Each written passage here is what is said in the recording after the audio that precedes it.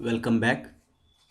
In previous lectures, we studied footing design of square footing and eccentric square footing. In this class, I am going to teach you how to design a rectangular footing.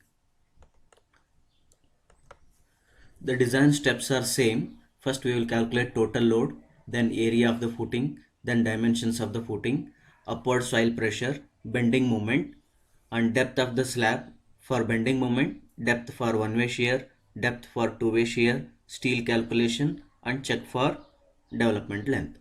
All the steps which we followed in square footing design, the same steps we are following here in rectangular footing design. The problem is design rectangular footing for the column dimension 600 by 400 mm carries a vertical load of 800 kilonewton. Soil below the foundation has allowable bearing capacity 200 kilonewton per meter square. Consider M20 and Fe415. Here it is mentioned that to design rectangular footing. In some problems they don't mention design rectangular footing. They simply say that design footing for the column. Then by seeing the dimension of the column, by seeing the shape of the column, you need to think which footing we need to design. Here 600 by 400, the dimension itself says that it is rectangular. Therefore the footing also will be rectangular in shape. Okay. Now the given data I will list. The dimensions of the column is given 600 by 400 mm. Axial loading, which is vertical loading, concentric, that is 800 kilonewton. SBC is given 200 kilonewton per meter square. Use M20 and Fe415. Coming to the first step, area, the total load. The total load, a column is there. Column load is 800 kilonewton. In this step, before this step, we didn't know what is the depth and size of the footing. Therefore, we don't know the dead weight of the footing. Therefore, we assume 10% of the column load as a dead load of the footing. Okay, that is your 800 plus 80, that is 880 kilonewton. After this, we'll go to the area and dimensions of the footing. This is a rectangular footing. Here, to determine the area, we have a simple formula, that is total load, column load divided by total column load divided by SBC. We will get a area. But proportioning this breadth and length, we can proportionate this breadth and length, or we can determine this breadth and length in two different ways.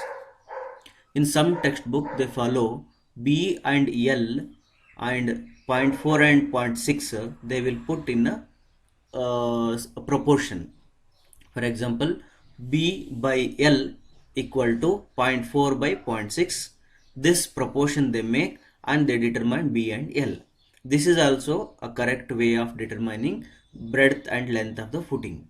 Okay, and the other way is we will maintain the projection of the footing from the face of the column equal in all direction. Okay, see here, this face and this is a projection, and this is a face and this is a projection, this is a face and this is a projection. The same way, this is a face and this is the projection.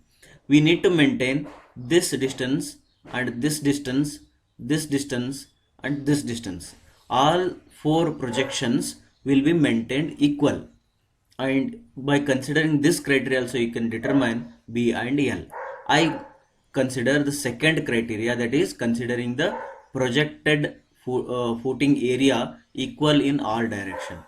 Okay, now coming to the calculations, the total area you got, you can calculate, that is 880 divided by 200 is your 4.4. That is your area will be B into L, rectangular area will be 4.4 meter square. Then equating the projections beyond the column faces. This is a column face, beyond the column face, this one. This L, if it is a total distance is L, then L minus 0.6 divided by 2 is your this area. This is a projection, that is L minus 0.6 by 2. And this side if I see, this projection if I see, that is your B minus 0.4 by 2. Okay, cancel 2 and rearrange, you will get L minus B equal to 0.2. and L minus B means what? From this equation you take B equal to 4.4 by L. Then substitute here, you will get in terms of L and solve that, you will get L equal to 2.2 meter. Then B equal to 2 meter. That you can write here. L means total distance from here to here 2.2, and this distance is a 2 meter. Only 0.2 meter is extra compared to breadth. Coming to the next step, that is upward soil pressure. It is easy, that is 800 kilonewton. This is only column load. We are not adding any dead load to this one. 800 kilonewton divided by total area provided. In this problem, we didn't altered any area. See here, in the calculations we got 2.2 meter and 2 meter. We didn't increased any area. Okay, if you want, you can increase it, but not necessarily. Therefore I consider these are round figures only, therefore I kept as it is. Therefore the total area will be 4.4 only. 800 kilonewton divided by 4.4, 181.81. In this problem I multiplied 1.5, that is a factor of safety, to the upward soil pressure only. Here only I multiply, I got 272.715. Why I multiplied here? Because I may not get I may not miss it multiplying in bending moment or shear force. Okay, coming to this, you can show in upward direction in this figure. Now next step is the bending moment. Bending moment, for that Indian Standard Code suggests that you need to consider a critical section at the face of the section, face of the column. This is the column, face of the column is this one, is a critical section. If it is a L and the total 2.2 meter minus 0.6 divided by 2 is your 0.8 meter. This projected length is 0.8 meter. Of course, you can consider this as a critical section, and that length is also 0.8 meter. Okay, we proportioned our B and L in such a way that the projected cantilever slab of the which is a footing slab, okay, which projected same distance in all direction. Okay, this is an advantage of going this method. Then bending moment, I will calculate M equal to WL square by 2. W is the load, 0.8 is the projected length, L square by 2, 87.27. Now coming to the depth for bending moment.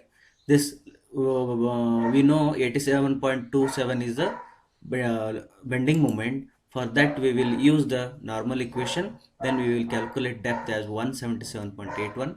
Increase it about 30%. Then you will get D equal to 250 mm provided.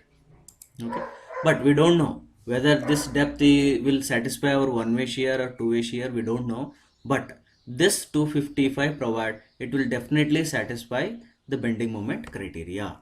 Now coming to depth of slab for one-way shear criteria. One-way shear criteria, we had we have many methods, many ways to fulfill this criteria, but we adopt this way of fulfilling this criteria. That many methods I explained in the first video, that is the square footing. You can go through and come back here.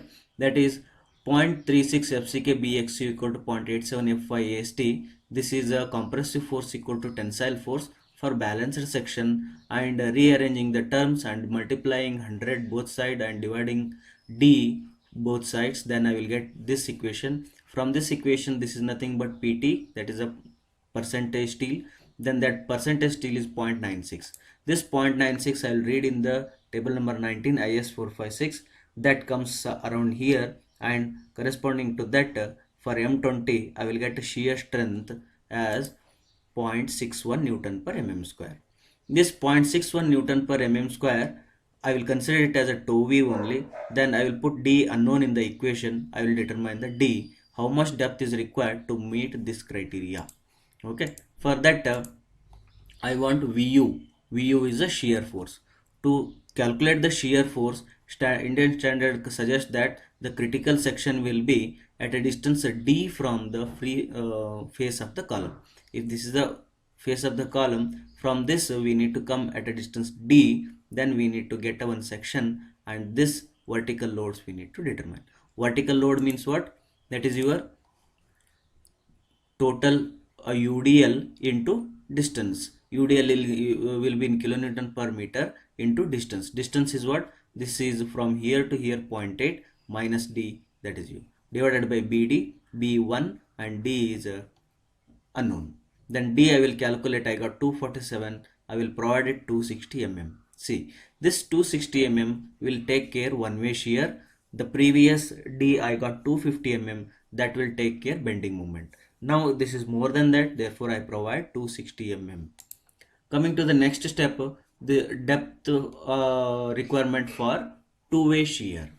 In this two-way shear, as Indian standard suggests that it should not, the shear stress in the section should not exceed Ks into 2C.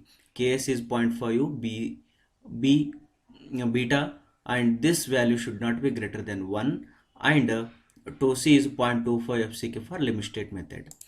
This one, if I see here, this is TOSI is a 0.25 FCK divided by root FCK, and I will calculate this as a 1.12, and beta is the short side column and long side column. Short side column is how much? 400, and long side column is 600. 4 by 6 means what? 2 by 3 means 0.67 I will get here. Okay, 0.67, and I will get that beta and I'll substitute here. 0.5 plus 0.67 is 1 point more than 1. Okay, if it is more than 1, we should restrict it to 1. Therefore, from this I will come to know k equal to 1, and that k, if I substitute, I will get a 2c equal to 1.12. Now coming to our problem, in our problem we need to go d by 2 from the face of the column. We will get one rectangle around the column faces, that is at a distance d by 2 from the faces. That is, your 600 is the column dimension plus d by 2 left side plus d by 2 right side, that becomes d.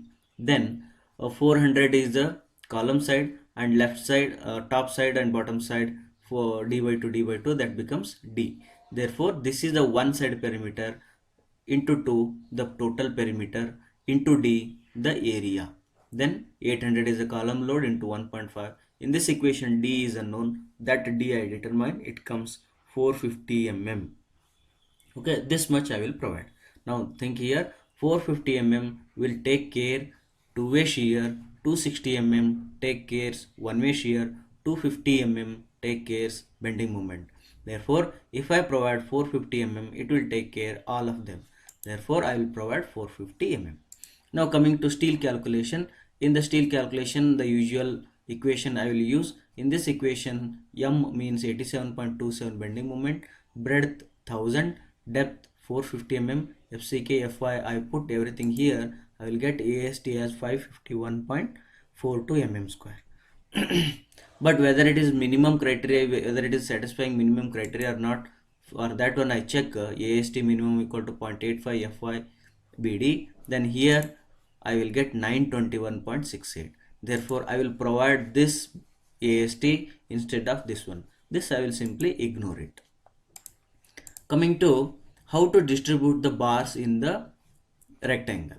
Okay, in our in our case, the rectangle is somewhat equivalent to square only 2, and this is a 2.2 meter. For your understanding purpose, I have enlarged this, exaggerated this length. Okay, it won't appear if you draw a clear diagram, that scaled diagram of this 2 and 2.2. Okay, now see, we need to make in the longer span, in the longer side, that is a L, there we need to make a 3 bands. Indian standard suggests that we need to make a 3 bands. How to make it? If it is a shorter distance, that is a B, 2 meter, then in the longer distance, middle portion we need to put equivalent to this breadth 2 meter. Okay, this is 2 meter means this central band we need to make 2 meter only. If it is 3 meter, then 3 meter. If it is 1.5 meter, this is 1.5 meter. Like that, whatever the breadth is there, the same breadth amount we need to get in the center. Okay, and the rest amount, whatever that is left, that you need to distribute equally left side and right side. That is, in our case, it was the total was a 2.2 meter. Therefore, this is 0.1, this is 0.1, and this is the 2 meter. Understood? This is the central band and these are edge bands. Okay. Now the steel in the central band, how much we need to provide? The total steel in the longest distance, how much we got? 921 we got, but we will not provide everything in the with the same spacing in the slab. Therefore, AST at the central divided by AST at the total, we have a formula in IS code, and that where B equal to long side by the short side of the footing this time. The footing is 2.2 by 2, that is 1.1. Then AST central, from this equation I will calculate 877.79. This 870.79 will be provided at the central portion of the rectangular footing. Okay. Then coming to rest 921, from the 921 if I deduct, then 877.79, that will be 443.89. This 43.89 we need to distribute here and here. Therefore, divided by 2 of this one, 21.49 AST we will provide here. Hardly this distance is very small. 0.1 means what? 100 mm. 100 mm in that one, if you provide one bar, that is enough of 10 mm. It is negligible for this particular problem. Okay, if it is a 2 meter and 4 meter rectangular, then what happens? 2 comes here and 1 meter, 1 meter, then you cannot ignore this entire step. For a particular problem, you can ignore this step. Okay, after that you take this AST and determine the spacing and provide it here. This AST determines spacing, provide here. This AST determines spacing and provide here. Like that you need to determine. And in vertical, in this horizontal bars, that you need to provide for the complete AST. That is calculated here. You can see the spacing of the middle, AST of 1 bar divided by the middle AST, how much? That is 877.79 into 1000. Then we will get 128. We'll round out it to 125 mm center to center. We'll consider it as 12 mm bar. Now coming to this edges, how many bars we need to put? There, these bars are kept in this way, and here in the edges, AST is 43.89. 1 bar we will put, we will take 10 mm diameter bar, and of course we will get 1 bar only. 1 bar here and 1 bar here we will put there. Then spacing of long bars. Long bars means these bars, how much AST is? The AST, total AST we need to take 922, and 1 bar using 12 mm into 1000 we will get spacing 122 mm. Provide 12 mm diameter, 120 mm center to center. Over. The design is over. Okay, and development length, as usual you can follow that one. That is LD will be here, and from this Indian standard we will calculate for 12 mm diameter, LD equal to 452, and that LD available here is, we will consider the shorter span, not the longer span. Longer is a 2.2, shorter is the 2 meter. 2 meter minus that 400 divided by 2 minus 50, we will get 750. 750 is more than 452, which is available, which is required. Available is more than the required, therefore the design is safe. Thank you.